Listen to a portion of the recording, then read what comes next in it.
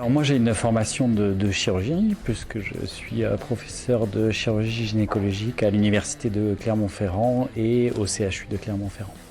Et puis j'ai une casquette un peu start-upper. Je suis un des cofondateurs de Surgar avec notamment Adrien Bartoli, le docteur Leroy, Bertrand Leroy et puis le professeur Canis.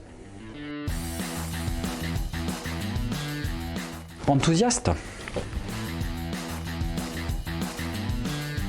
Ça veut dire Surgical Augmented Reality, donc un logiciel qui est dédié à la réalité augmentée pendant la chirurgie. Donc un logiciel qui va guider le chirurgien.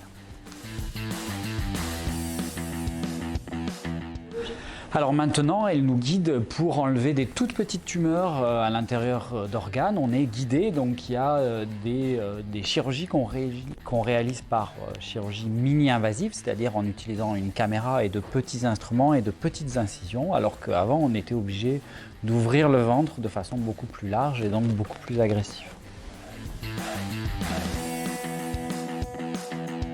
C'est tous les patients en fait, qui vont être opérés par chirurgie mini-invasive ou par laparoscopie. À terme, c'est notre marché, c'est tout ce type de chirurgie mini-invasive parce qu'on ajoute des fonctionnalités d'intelligence artificielle, de machine learning et toute notre technologie est basée sur ce qu'on appelle la vision par ordinateur et ça s'applique dès qu'on utilise une caméra.